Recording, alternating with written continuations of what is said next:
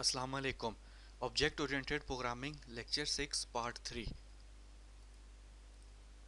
इस लेक्चर में हम देखेंगे कि फंक्शन ओवरलोड आप लोग किस तरह कर सकते हो जावा में। लास्ट लेक्चर में हमने देखा था फंक्शन जो है उसकी रिटर्न टाइप क्या होती है और आप किस तरह यूज़ कर सकते हो और उसका फ़ायदा कैसे होता है। जैसा कि हमने एक ऐड का फंक्शन बनाया था और उसको देखा था कि अगर रिटर्न टाइप हो तो आप लोग किस तरह फ़ायदा उठा सकते हो उस फंक्शन से।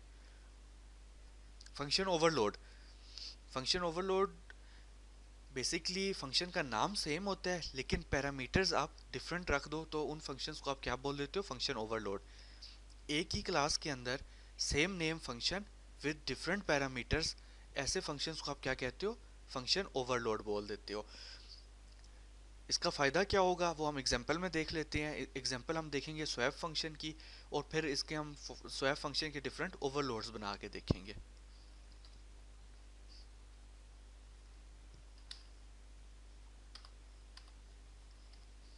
नेटबीन्स हम लोग ओपन करेंगे और इसमें एक न्यू प्रोजेक्ट बनाते हैं।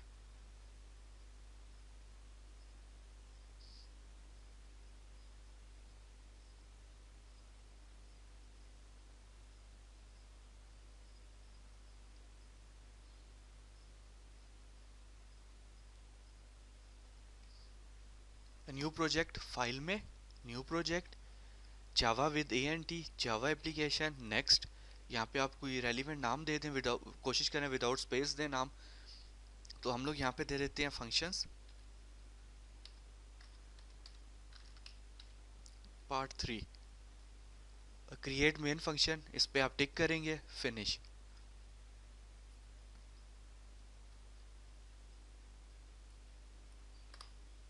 ये आपके पास कोड ओपन हो जाएगा, टेम्पलेट ओपन हो जाएगा। इस टेम्पलेट में हम लोग अपना कोड लिखेंगे। सबसे पहले मैं यहाँ पे लिख देता हूँ import Java dot यूटिल dot scanner. Input लेने के लिए आपको ये पैकेज रिक्वायर्ड होगा और हमने यहाँ पे फंक्शंस कुछ बनानी है। तो पहला फंक्शन हम लोग बनाते हैं सिंपल वॉइड वॉइड स्वैप नाम से।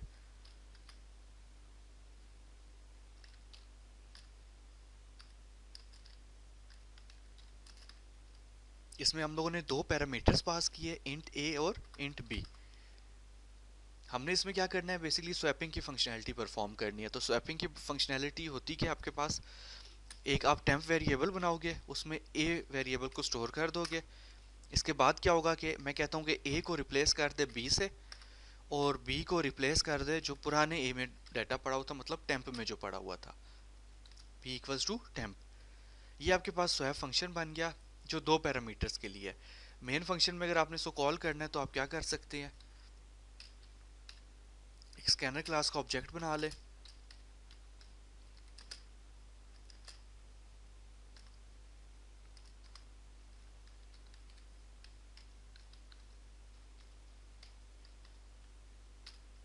और दो वेरिएबल्स आप लोग बना रहे, इंट ए और बी।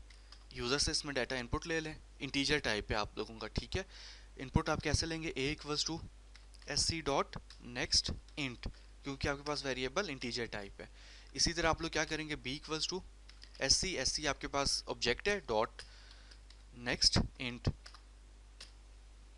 ठीक होगी बात, यहाँ तक हमारा हो गया है इनपुट। इसके बाद मैंने कॉल किया स्वैप फंक्शन, स्वैप में ए और बी मैंने पास कर दिया। अच्छा, इसमें हम लोग एक और काम कर लेते हैं। ए और बी आपने पास किया है, एक तो इस फंक्शन को आपको स्टैटिक करना पड़ेगा क्योंकि मेन फंक्शन स्टैटिक होता है, और एक हम यहाँ पे डिस्प्ले कर देते हैं system dot out dot print, और हम बोल देते हैं आफ्टर स्वैपिंग।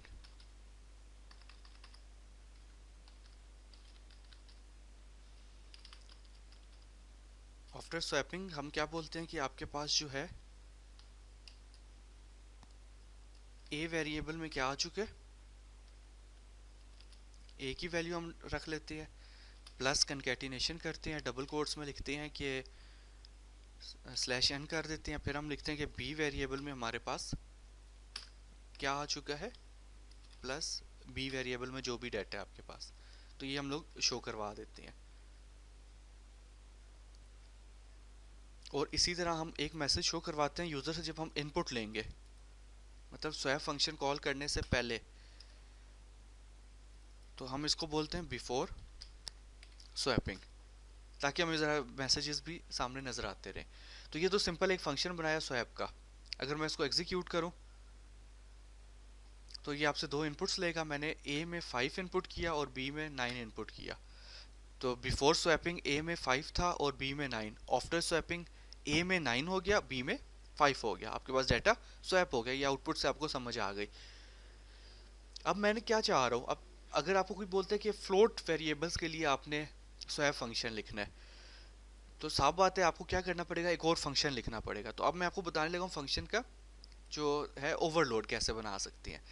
तो सारा कुछ मैं कॉपी कर रहा हूँ ये फंक्शन, क्योंकि आपको क्या कहा गया था कि फंक्शन का नाम सेम होता है, ठीक है, लेकिन पैरामीटर्स आपको डिफरेंट करने पड़ेंगे। अब पैरामीटर में मैं यहाँ पे लिखता हूँ फ्लोट और यहाँ पे मैं लिख देता हूँ फ्लोट, और साफ बात है मुझे ये इंटीजर की जगह यहाँ पे डाटा फ्लोट रखना पड़ेगा, जो आपके लॉजिक है। अब आपके पास देखिए दो फंक्शंस बन गए हैं स्वैप के। नेम सेम है लेकिन पैरामीटर्स डिफरेंट है। इसमें दो पैरामीटर्स इंटीजर टाइप के हैं, इसमें दो पैरामीटर्स फ्लोट टाइप की है। तो अब आप क्या कहोगे कि ये दोनों फंक्शंस ओवरलोड है बेसिकली स्वैप के जो है।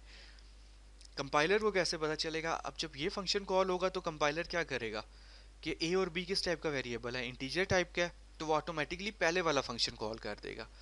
इसी तरह मैं क्या करता हूँ, यहाँ पे दो वेरिएबल्स फ्लोट टाइप के बना लेता हूँ और इनमें भी हम इनपुट ले लेते हैं sc डॉट नेक्स्ट फ्लोट और y equals to sc dot next float. अब इंटीजर आप लोगों ने नहीं इनपुट लेना, फ्लोट में इनपुट लेना है, ठीक है, ये चीज़ हो जाएगी। और मैं यहाँ पे आता हूँ और मैं फंक्शन कॉल करता हूँ स्वैप x कॉमा y, ठीक है।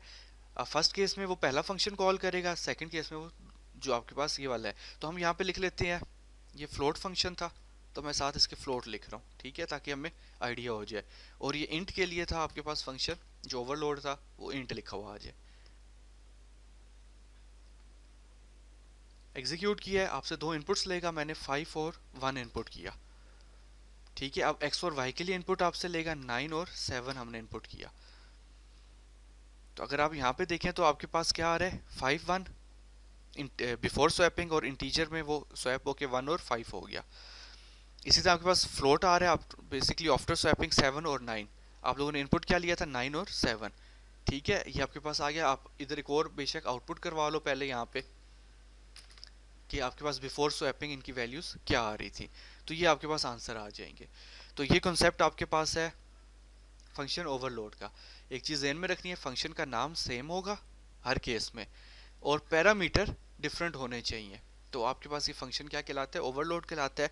इसका फ़ायदा ये होता है कि फंक्शन का नाम सेम रहेगा और जब आप यहाँ पे कॉल कर रहे होगे, फॉर एग्जांपल आपने लिखा स्वैप, तो आपको उसके सारे ओवरलोड्स दिखा देगा वो फंक्शन ना कॉलिंग के वक्त, कि एक इंटीजर के साथ है और एक आपके पास फ्लोट के साथ अवेलेबल है स्वैप का फंक्शन।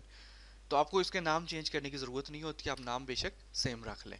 तो ये कॉन्सेप्ट होता है आपके पास फंक्शन ओवरलोड का।